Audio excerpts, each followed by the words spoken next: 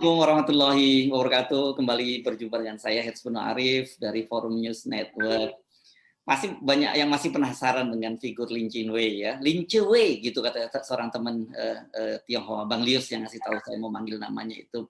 Perannya seperti apa sih kok dia kemudian ditangkap? Saya waktu itu menyebutnya ya bukan big fish gitu ya, karena ekspektasi saya waktu itu yang ditetapkan sebagai tersangka berikutnya adalah seorang menteri. Tapi ketika saya baca tulisan dari seorang pengamat kebijakan publik, Bung Ahmad Nur Hidayat yang kemarin juga sempat wawancara dengan saya jadi agak ngeh juga. Ternyata ini jangan dianggap main-main karena Lin Chinwei ini jadi semacam jaringan gitu ya, yang atau middleman di antara para pemain minyak sawit ini dengan para pejabat di pemerintahan gitu. Nah, ini saya akan ajak Anda untuk diskusi lagi dengan Bung Ahmad Nur Hidayat atau Bung Mat Nur gitu saya manggilnya. Assalamualaikum. Waalaikumsalam warahmatullahi wabarakatuh. Bang Hersu, sehat Bang? Alhamdulillah. Ini isu-isu Anda soal mafia minyak goreng ini ngiri-ngiri sedap. Kemarin wawancara Anda berani bukan bertaruh lah. Anda memastikan Pak Luhut bakal gagal. Tapi kemudian saya ternyata ada baca Anda sudah lebih menulis duluan tentang peran sentral dari Lin Chinwei dan jaringannya ya. Itu coba. Mungkin Anda bisa share kembali itu soal fakta-fakta yang Anda miliki tentang Lin Chinwei ini. Ya, Lin Chinwei ya, kalau pakai gitu. bahasa China Lin Chinwei gitu ya. Ini kan seorang yang memiliki network yang luar biasa ya kalau menurut saya. Karena beberapa kali kita berinteraksi dengan sebagai narasi itu kan lembaga think tank ya, ada juga lembaga think tank yang lain. Itu seringkali kita punya satu kebijakan yang cukup berbeda. Nah, kebetulan kan Lin Chinwei ini kan punya lembaga think tank yang orang udah pada tahu ya, tapi mungkin publik luas tidak tahu ya, yang namanya IRAI ya, Independent Research Advisory of Indonesia. Nah, disinilah menurut saya menariknya seorang Lin Chinwei gitulah. Jadi Lin Chinwei ini sudah lama menjadi staf khususnya dari beberapa menteri. Bahkan menurut informasi yang kami tahu, beliau tidak hanya satu menteri, Pak, 2, bahkan bisa 3 kalau misalkan kita mau lihat ya. Yang jelas itu di zamannya Pak Sopyan pernah menjadi kabinet di periode pertama ya, itu beliau dilibatkan juga sebagai staf khusus, dan kemudian Pak Sopyan ini ya sebagai menteri perekonomian ya. Ya, di Sopyan Jalil ini kan sekarang Menteri Agraria dan Tata Ruang. Dan beliau menjadi juga staf ahlinya. Kemudian juga tercatat kan Lin Chinwei ini kan menjadi staf ahli Kemenko Erlangga Hartarto, yang kemudian setelah kasus ini mencuat ada informasi bahwa beliau tidak lagi menjadi staf ahli per Maret 2022 gitu. Nah, saya kira sosok Lin Chinwei ini kan adalah sosok yang dekat ya, bahkan staf khusus ini kan bisa dianggap sebagai bagian dari pemerintah, policy makers. Nah, sebagai bagian dari pemerintah, ini kan beliau harusnya menjunjung tinggi satu asas kenegaraan ya, tata kelola negara yang baik. Tapi beliau ini kan seorang pendiri dan juga CEO dari IRAI ini.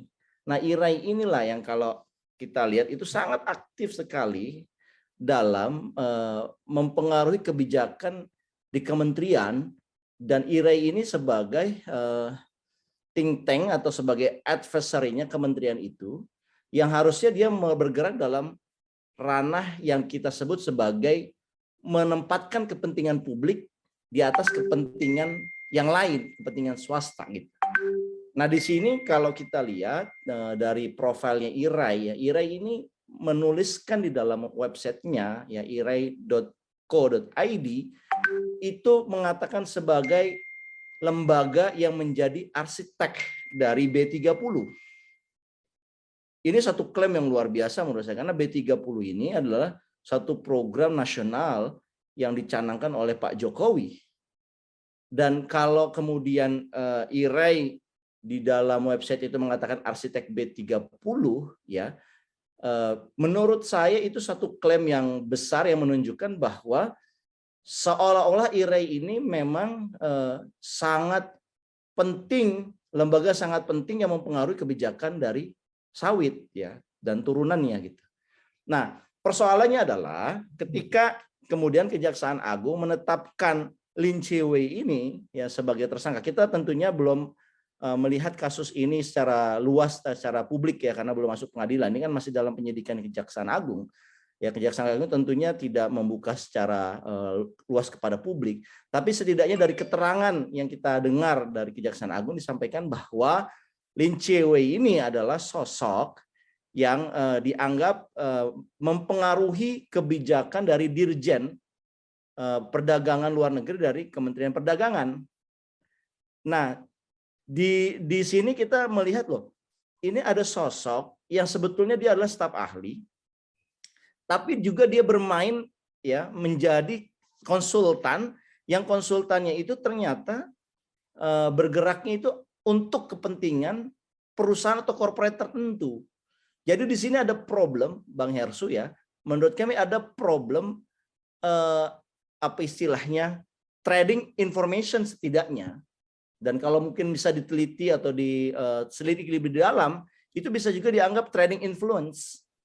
Jadi dia mempengaruhi mengetahui informasi yang dia miliki, karena ini adalah staf ahli, pasti tahu dong informasi-informasi dalaman.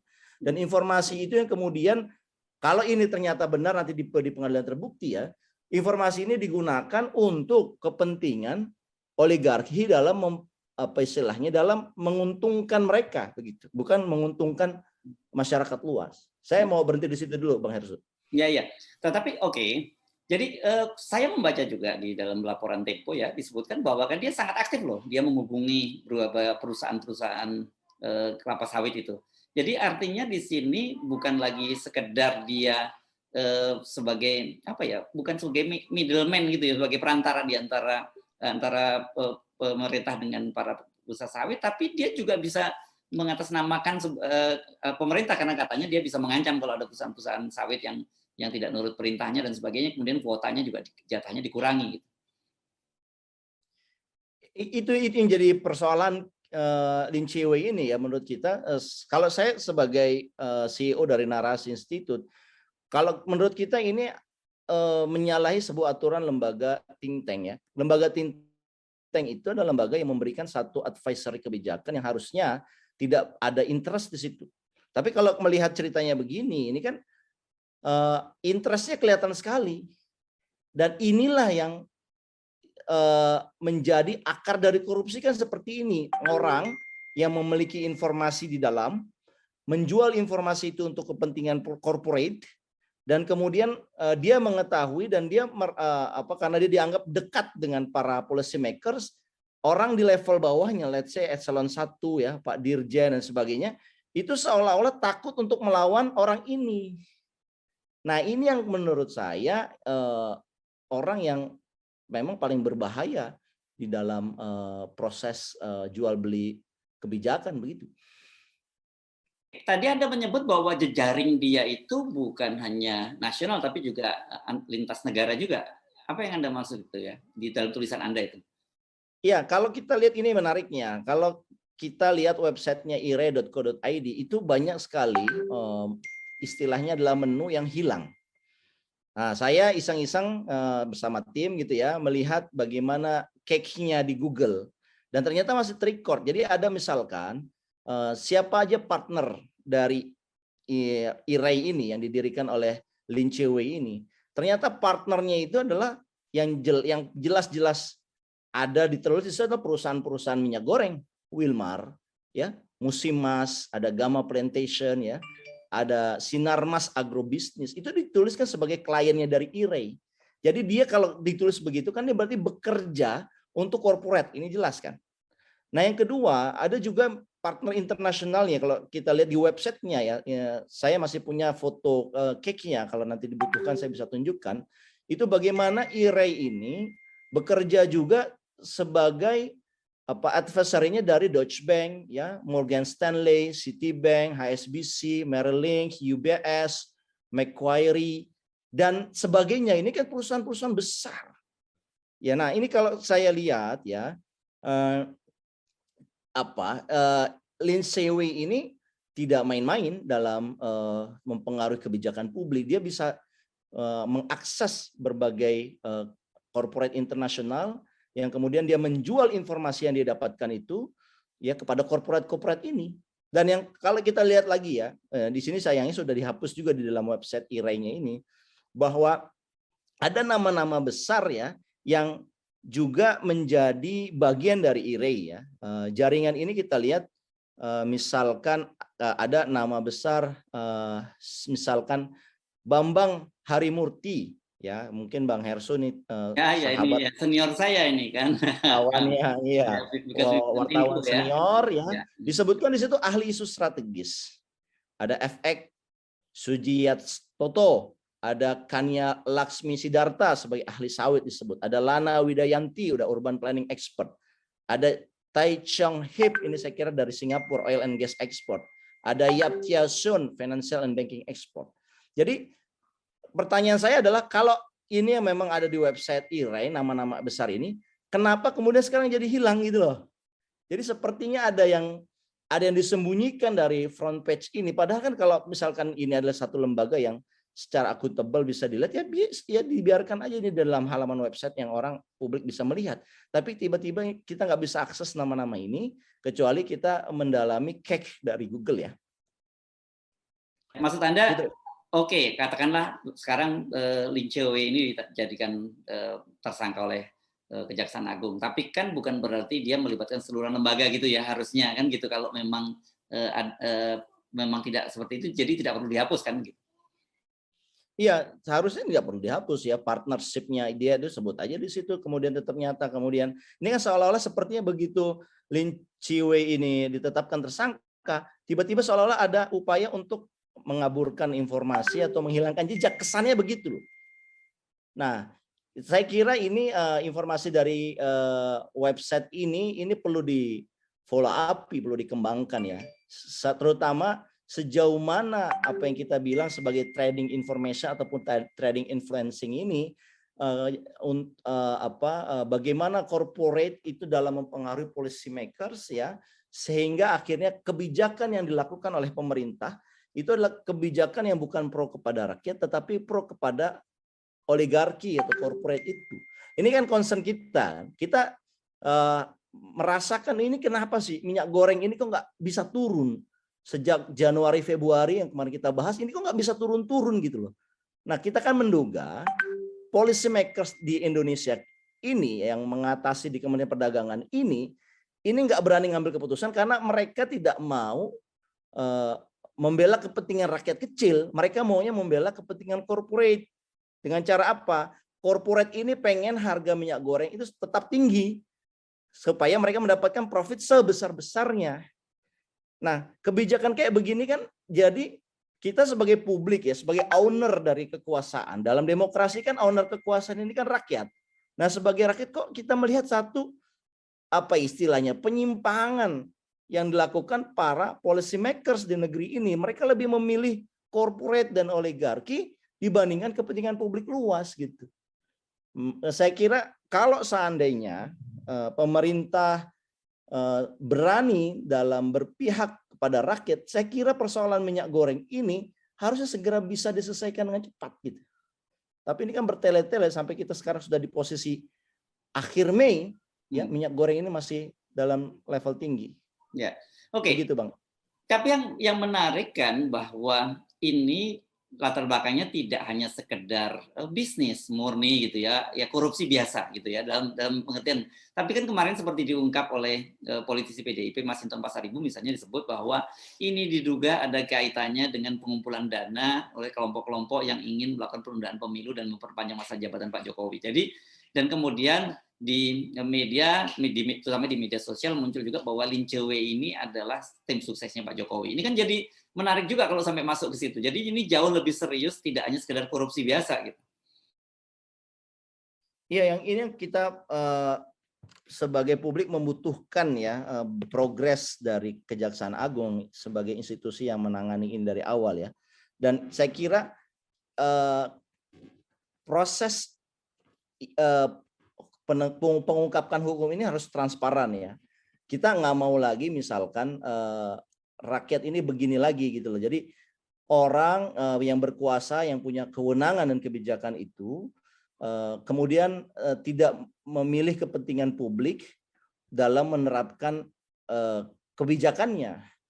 Nah, jadi kalau negara ini dijadikan sapi perah ya oleh kepentingan segelintir orang, apalagi kalau dugaan itu benar ya untuk kepentingan pemilu misalkan, memperpanjang periode ataupun apapun alasannya untuk memenangkan kontestasi politik, tapi dari memeras negara, memeras rakyat, itu kan sama sekali tidak dibenarkan. Itulah perilaku koruptif. Itulah perilaku KKN yang kita sejak 98 reformasi ini kita gaungkan untuk kita lawan.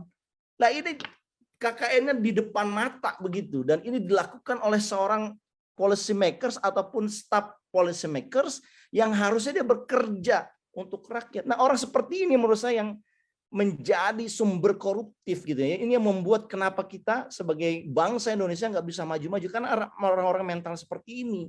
Dan saya sih ingin mengatakan di forum ini, Lin Chi-wei ini memang kalau misalkan benar dia terlibat dalam praktek mempengaruhi kebijakan, ini perlu dibongkar bersama jaringannya, dan kemudian kita bersepakat bahwa perilaku seperti ini tidak boleh terjadi lagi, dengan cara orang-orang yang terlibat ini harus diberikan hukuman semaksimal mungkin gitu.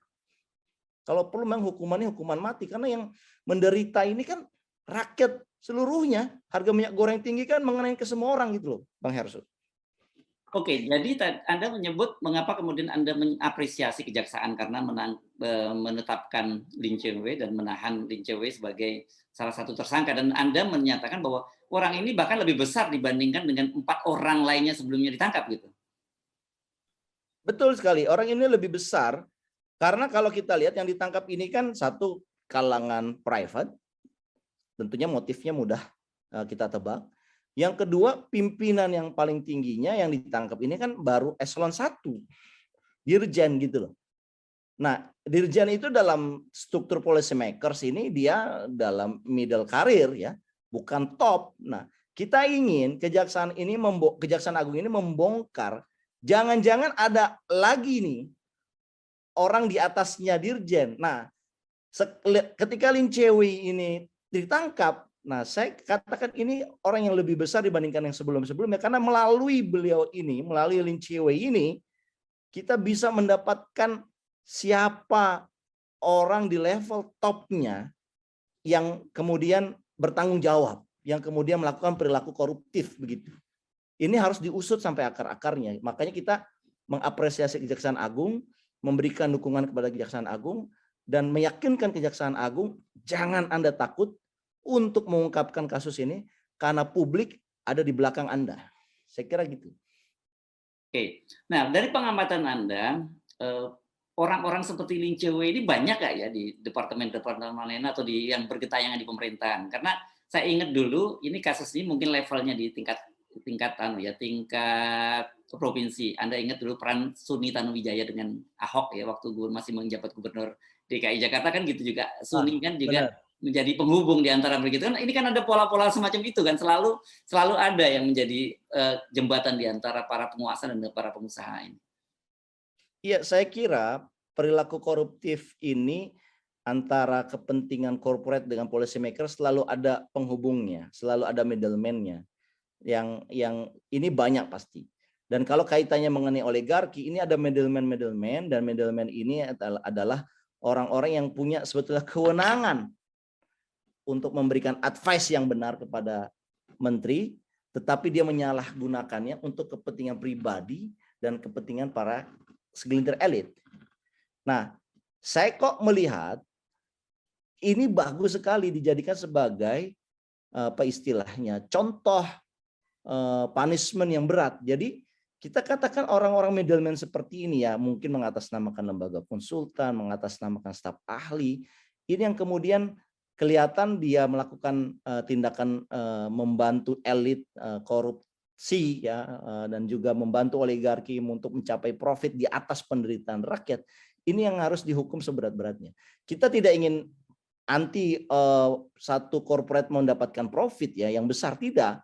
Tetapi kalau dia ngambil profit di atas penderitaan rakyat dengan menggunakan kekuasaan, itulah yang disebut dengan kejahatan.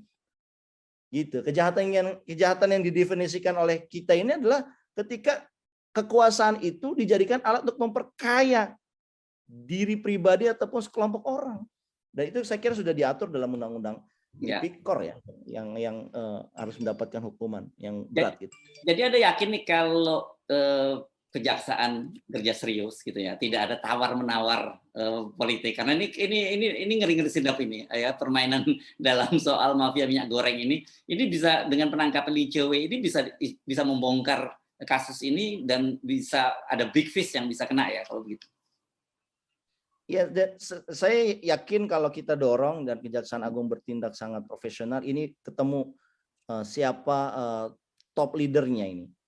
Dan juga kita harus ingat ya, lembaga konsultan IRAI ini kan tidak hanya memberikan advice di kelapa sawit. Kalau kita lihat dari profil IRAI ini, dia memberikan advice untuk tobacco industry, nickel and EV industry, electronic vehicle industry, juga COVID-19 research. Dan kita tahu kalau COVID-19 research ini kan ada uang di situ, ada vaksin di situ dan sebagainya. Nah, saya kok melihat ya, kita lagi kondisi pandemi ya, kita lagi relaksasi APBN ya, pengawasan BPK pun ada relaksasinya karena dianggap untuk pandemi harus bertindak cepat, tidak perlu tender dan sebagainya. Tetapi relaksasi yang diberikan oleh undang-undang ini ternyata dimanfaatkan oleh sekelompok orang, apalagi oleh lembaga think tank yang punya klien corporate untuk memperoleh profit sebesar-besarnya gitu. Nah, saya sih ngelihat ya, tidak hanya Lin Chiwe yang diperiksa, tapi lembaga think tank IRAI inilah yang juga harus diperiksa bersama dengan orang-orang yang tertulis di situ sebagai expert atau sebagai partner dan kliennya. Dan kemudian kita bisa mengatakan ini advice yang mereka berikan ini adalah murni untuk kepentingan publik, atau di dalam setiap advice kebijakan yang disampaikan itu ada trading information-nya, ada trading influencing-nya, ada penumpang gelapnya. Yang dengan penumpang gelap itulah si oligarki ini memperoleh profit sebesar-besarnya di atas penderitaan rakyat. Gitu. Ya, oke. Baik, nah sekarang ini mumpung kita ngomongin soal ini ya, soal sawit ini kan tanggal 31 ini akan mulai dicabut subsidi dari minyak goreng, dan sebagai gantinya pemerintah memberlakukan lagi DMO dan DPO ya, DMO-nya 30%, juga DPO. Anda apakah yakin nih, ini berkaitan dengan wawancara kita kemarin bahwa Anda bahwa sekali ini yakin dengan Pak Luhut bakal gagal, dan orang juga melihat ini kan DMO dan DPO ini seperti bongkar pasang kebijakan gitu, yang pernah diberlakukan pada bulan Januari, kita ingat ya 20%, dan kemudian dinaikkan menjadi 30%, dihapuskan, dan sekarang diberlakukan lagi. Gitu. Iya, jadi kan ini kebijakan yang menurut saya pelin-pelan ya. Jadi dalam menetapkan aturan DMO DPO ini tidak disertai dengan satu perencanaan yang matang. Ya, kalau saya ngelihat kok memilih kebijakan ini kok bobotnya kesannya hanya untuk pencitraan. Saya nggak tahu apakah ada niat politik campaign lagi ya, menjadi perpanjang masa periode atau apa. Tapi ada suasana ini pencitraannya tinggi. Ketika DMO DPO itu diberlakukan, itu kan untuk mengesankan bahwa ekspor boleh, tetapi ekspor harus memperhatikan domestic market. Ya. Nah, aturannya begitu, tapi kenyataannya Dirjen Perdagangan Luar Negeri ditangkap, ya, menjadi tersangka karena DMO DPO-nya tidak terpenuhi, tapi perusahaan ini masih tetap boleh ekspor. Ya, Wilmar. Kalau menurut saya ini kalau tindakan kalau di KPK Wilmar, Musimas ini kalau benar-benar terbukti, ini bisa dibubarkan nih, bisa dicabut izinnya ini karena dia kejahatan korporasi ya. Jadi betul, kejahatan korupsi korporasi. Nah, yang saya ingin sampaikan adalah kenapa sih dapur kebijakan pemerintah ini tidak ajak gitu loh. Karena dia dalam menetapkan satu kebijakan, kriterianya itu bukan kriteria kepentingan publik. Kriterianya itu udah campur ada kepentingan pihak-pihak tertentu, kepentingan korporat di situ. Makanya dia tidak ajak gitu loh. Begitu corporate yang mengatakan, saya nggak suka nih, dia bisa mempengaruhi kebijakannya, akhirnya dirubah, direvisi. Ya, jadi ini menurut saya penyelewengan kekuasaan terbesar kalau rumusan kebijakan atau dapur kebijakan pemerintah itu disusupi bumbu dari corporate. Dalam dapur kebijakan itu harusnya bumbunya itu kepentingan publik, apa yang terbaik buat masyarakat, bagaimana ekualitas, persamaan orang, persamaan para stakeholder itu harus dijaga betul. Jadi ada kriteria fairness. Nah kalau kriterianya dilanggar, ya beginilah kebijakannya dirubah lagi. Nah, yang saya ingin sampaikan bahwa kebijakan pemberlakuan DPO ya dan DMO ini nggak akan efektif kalau niatnya adalah menurunkan harga minyak goreng. Kenapa? Karena selama perilaku koruptifnya masih ada, ya DMO DPO ini tetap aja bisa dilanggar, dan kemudian si perusahaan produsen sawit menjual sawitnya sepenuhnya ke luar negeri, dan akhirnya bahan baku sawit untuk bahan baku minyak goreng dari sawitnya ini jadi langka. Dan ini tidak bisa membuat harga minyak goreng ini turun ke level yang kita kendaki, ya serendah-rendahnya itu kalau menurut saya ke level 11.500. Ya, apalagi selama harga CPO di pasaran internasional tinggi ya. Jadi pasti orang akan mereka akan berlomba-lomba menjual keluar gitu ya. Iya, dan menurut saya kan kalau harga pasaran internasionalnya tinggi, orang pengusaha itu jadi alasan, ya nggak mungkin lah harga minyak goreng itu di bawah itu, karena kita kan lebih baik menjual keluar. Pendekatan market itu yang kadang-kadang menjadi misleading. Ketika misalkan ketika kita bicara minyak goreng, karena minyak goreng ini kita surplus, kita produksi di sini, kan harusnya pendekatan di domestic market itu bukan pendekatan pasar, tapi pendekatan biaya operasional. Ya. Oke, baik. Jadi Anda tetap dalam keyakinan Anda bahwa aku yakin kali ini Pak Luhut gagal dan tidak bisa menekan harga minyak goreng sampai turun seperti sedia kala gitu ya. Dan keyakinan saya juga selain itu, ini akan ada pejabat di atas dirjen ini yang bisa jadi ditetapkan tersangka dengan catatan Kejaksaan Agungnya melakukan penyelidikan secara profesional. Yes, ya. Oke, kita tunggu saja, Bung Ahmad Nur Hidayat. Oke, bagi Anda yang ini Bung Ahmad Nur Hidayat ini dari Narasi Institute. Jadi bagi Anda yang ingin mengikuti pemikiran-pemikiran dari Narasi Institute bisa, dan juga Bung Ahmad Nur Hidayat ini bisa subscribe di sini ya. Ini channelnya Bung Ahmad Nur Hidayat, silakan subscribe dan share. Saya garansi Anda akan mendapat banyak sekali kajian-kajian berbagai kebijakan publik, karena memang background dari Bung Ahmad Nur Hidayat ini adalah pengamat kebijakan publik. Terima kasih Bung Ahmad Nur Hidayat. Jadi nama YouTube channelnya Ahmad Nur Hidayat Official, ada officialnya. Ada officialnya gitu ya. Ada yang unofficial rupanya ya. Ada Ahmad Nur Hidayat ini ternyata tidak satu di dunia, Bang. Oke ya.